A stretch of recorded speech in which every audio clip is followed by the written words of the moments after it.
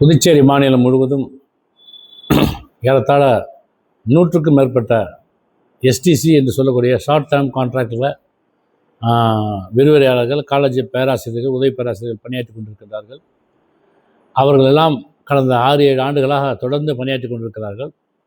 ஒவ்வொரு ஆண்டும் பிரேக் அவர்களுக்கு கொடுக்கப்படுகிறது. அவர்கள்தான் இப்பொழுது ஓரளவுக்கு பேராசிரியர்கள் பற்றாக்குறையை நிவர்த்தி செய்து கொண்டிருக்கிறார்கள். ஆனால் திடீரென்று இப்பொழுது புதுவை அரசு கல்வித்துறை, உயர்கல்வித்துறை புது நோட்டிஃபிகேஷனுக்கான ஏற்பாடுகளை செய்து கொண்டிருக்கிறது. அதுவும் அறிவித்து விட்டது. அதாவது முதலில் எங்கள் இடத்துல சொன்னது, யாரையும் நாங்கள் ஒப்பந்த அடிப்படையில் நியமிக்கப் போவதில்லை. நோட்டிஃபை பண்ணி யூபிஎஸ்சி அனுப்புகிற ஆட்களை தான் வைத்துக்கொள்வோம். நிரந்தரமாக நாங்கள் லெக்சரர்ஸ் எடுப்போம், ப்ரொஃபஸர்ஸ் எடுப்போம் அப்படின்னு சொல்லி தான் அவங்க சொன்னாங்க. ஆனால் இப்பொழுது ஒரு பக்கம் கான்ட்ராக்ட் வேண்டாம், அந்த கலாச்சாரமே இருக்கக்கூடாது என்று சொல்லக்கூடிய இந்த அரசு தற்போது என்ன செய்கிறதுன்னு சொன்னால், இப்பொழுது எடுக்கக்கூடிய பேராசிரியர்கள் கூட ஒப்பந்த அடிப்படையில் எடுக்கிறது. ஏற்கனவே இருக்கக்கூடிய ஒப்பந்த பேராசிரியர்கள் இருக்கின்றார்கள், விரிவுரையாளர்கள் இருக்கின்றார்கள்.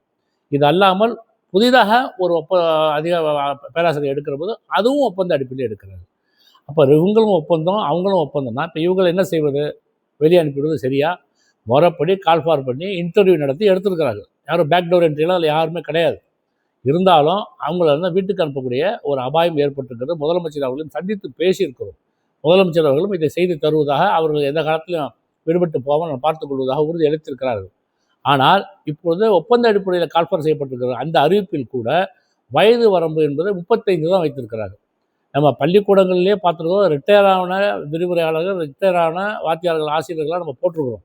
அப்படி இருக்கும்போது இங்கே கல்லூரியில் பணியாற்றக்கூடிய ஒப்பந்த அடிப்படை பணியாற்றக்கூடிய 35 வயது சொல்வது மிக மிக குறைவான ஒரு செய்தி. எனவே அதையும் குறைந்தபட்சமாக 50 வயது வரை உயர்த்த வேண்டும். ஏனென்றால் தகுதியான, திறமை படைத்த, அனுபவமிக்க பேராசிரியர்கள் கிடைப்பதற்கான வாய்ப்புகள் உண்டு. எனவே ஒப்பந்த அடிப்படையிலே எடுக்கட்டும். எடுக்கிற போது 35 வயது என்பதை 50 வயதாக தளர்த்தி கொடுக்க வேண்டும். எக்காரணத்தை கொண்டும் தற்போது பணியில் இருக்கக்கூடிய யாரையும் அரசாங்கம் வேலையை விட்டு நீக்கக்கூடாது. அந்த உத்தரவாதத்தை தர வேண்டும் என்று நான் புதுச்சேரி மாநிலத்தினுடைய திராவிட முன்னேற்ற கழகத்தின் சார்பில் கேட்டுக்கொள்கின்றேன். நன்றி, வணக்கம்.